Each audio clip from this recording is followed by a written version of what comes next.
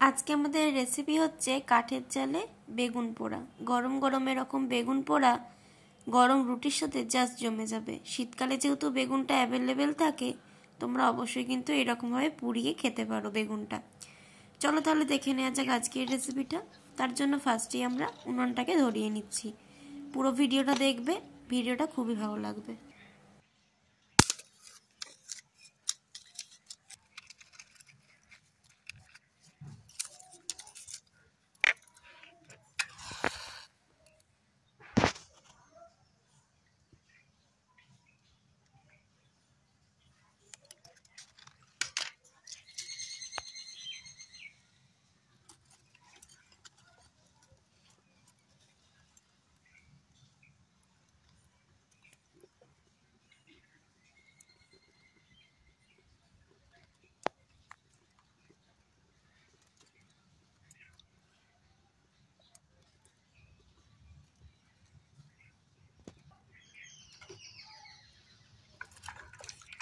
আজকে তোমাদের সাথে শেয়ার করব কাঠের উনুনে বেগুন পুড়িয়ে তার ভর্তা বা বেগুন পোড়া মাখা, যে নামই চেনো না কেন, সেটাই তোমাদের সাথে আজকে শেয়ার করব।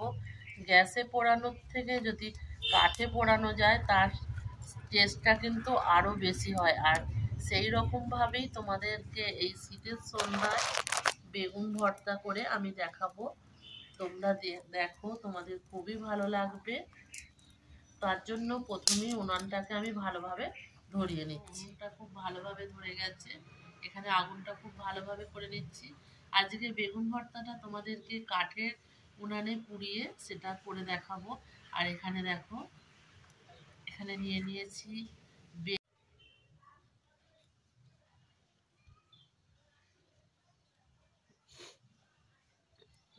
শুকনো লঙ্কা দিতে হবে। ভিডিওটা দেখবে, স্কিপ করবে না, খুবই ভালো লাগবে। আর এই রকম ভাবে বেগুন ভর্তা করে তোমরা রুটির সাথেও খেতে পারো, কিংবা লিট্টির সাথেও খুব ভালো লাগবে। আমি দু রকমের লিট্টির রেসিপি দিয়েছি অলরেডি, কিন্তু ভর্তার রেসিপিটা সেভাবে দেওয়া হয়নি। তার জন্য ভর্তার রেসিপিটা আজকে স্পেশালভাবে দিয়ে দিচ্ছি। তোমরা অবশ্যই দেখো, খুবই ভালো লাগবে। আর বাড়িতে এইভাবে একবার হলেও বানিয়ে খাবে। প্রথমে রসুনটাকে আমি ছাড়িয়ে নেব। এই যে দেখো, বড় বড় কোয়া এগুলো। এখানে 4 কোয়া রসুনকে দেখো ছাড়িয়ে নিয়েছি। আর রসুনটা খুব বড়, তার জন্য আমি 4 কোয়াই নিয়েছি।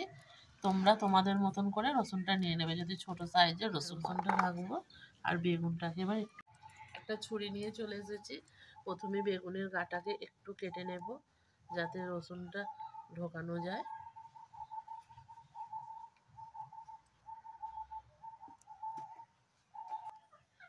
দেখো, বেগুনটাকে এরমভাবে কেটে নিয়েছি। আর এতে দেখেও নেওয়া যাবে বেগুনের ভেতর পোকা পোকা আছে কিনা। এবার এই ফাঁকা জায়গাটার মধ্যে রসুনগুলোকে আমি ঢুকিয়ে দেব। এই দেখো, রসুনগুলোকে এই ফাঁকা জায়গাটার মধ্যে ঢুকিয়ে দিচ্ছি।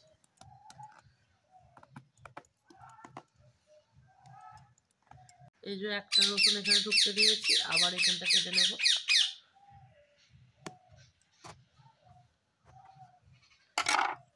দেখো, এবার এখানে আর এক পিস রসুনকে ঢুকতে দেব। রসুনটা এইভাবে বেগুনের মধ্যে অবশ্যই দেবে, দেখবে খুব সুন্দর হবে বেগুন পোড়াটা খেতে।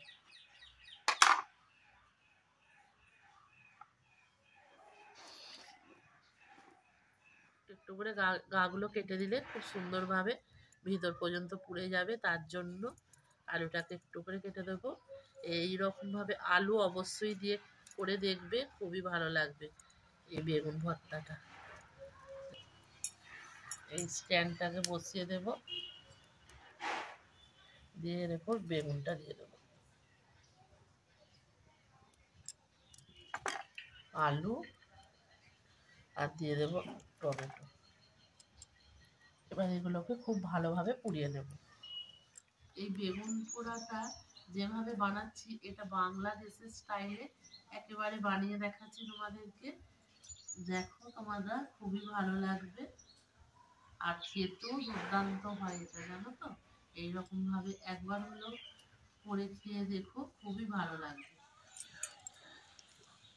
এবার একটা পিঠ একটু পুড়ে যাওয়ার পর একটু এগুলোকে উল্টে দিতে হবে। তার জন্য দেখো একটা চিমটি নিয়ে নিয়েছি, চিমটি দিয়ে এইভাবে উল্টে দেব। একটা পিঠ অনেকটাই এটা পুড়ে গেছে।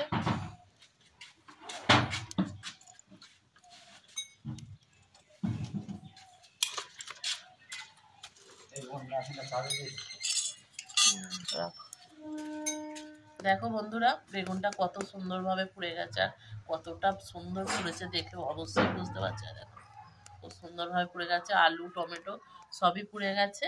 এবার এটা আমি নামিয়ে রাখবো, নামিয়ে ঠান্ডা হওয়া পর্যন্ত অপেক্ষা। বন্ধুরা এখানে বেগুনটা খুব সুন্দরভাবে ঠান্ডা হয়ে গেছে। আর এখানে বেগুন ভর্তা মাখার জন্য নিয়েছি দেখো, পেঁয়াজ কুচি করে নিয়েছি, কাঁচা লঙ্কা কুচি, ধনেপাতা কুচি, সর্ষের তেল, আর এখানে নিয়েছি লবণ। প্রথমে আমি বেগুনগুলোকে ছাড়িয়ে নিয়ে ফিরে আসছি।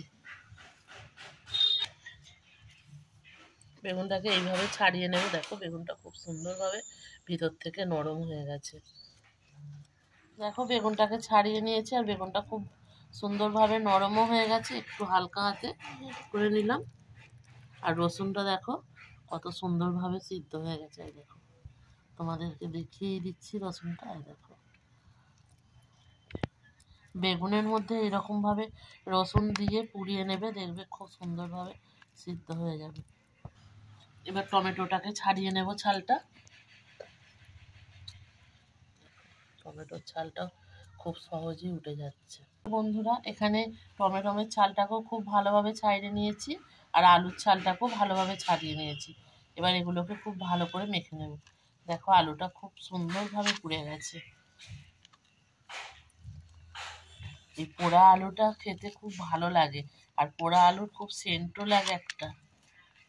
দেখো আলুটা কত সুন্দরভাবে পুড়ে গেছে। এবার টমেটোটাকে মেখে নেব।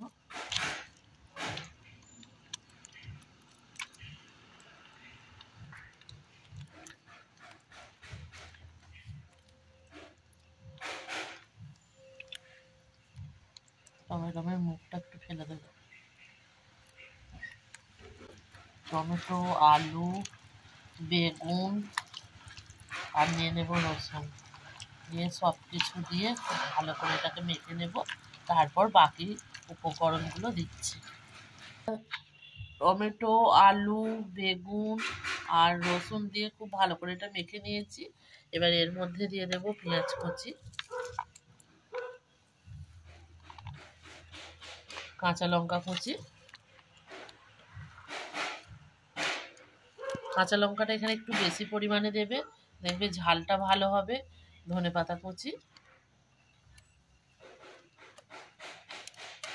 দিয়ে দেবো, সর্ষের তেল, এখানে সর্ষের তেলটা একটু বেশি করে দেবে। দিয়ে এটা সব কিছু ভালোভাবে আগে মিক্স করে নেব।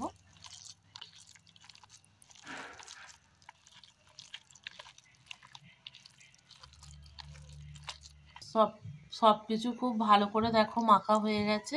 এবার দিয়ে দেবো স্বাদ মতো লবণ।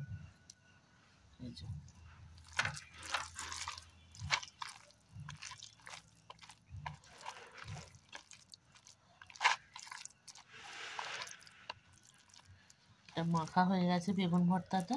এবার উপর থেকে তেল ছড়িয়ে দেবো।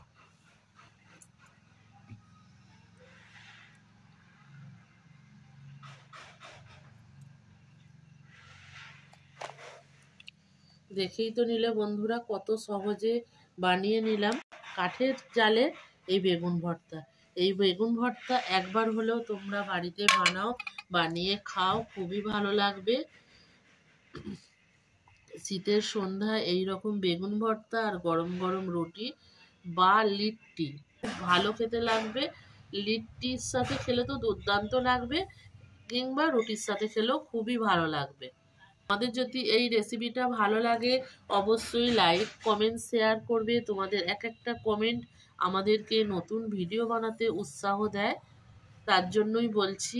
আর তোমরা যদি আমার চ্যানেলে নতুন কোনো বন্ধু হয়ে থাকো, চ্যানেলটাকে অবশ্যই সাবস্ক্রাইব করে দেবে, নিত্য নতুন রেসিপিগুলো দেখবে। কারণ তোমাদের সাহায্য ছাড়া তো আমরা এগিয়ে যেতেই পারবো না। তার জন্যই তোমাদেরকে বলছি বন্ধুরা অবশ্যই সাবস্ক্রাইব করে দেবে। তাহলে আজকের মতো ভিডিওটা আমি এখানেই শেষ করছি। আবারও দেখা হবে পরের দিন নতুন কোনো এক ভিডিওর সাথে। ততক্ষণের জন্য সবাই সুস্থ থেকো। টাটা।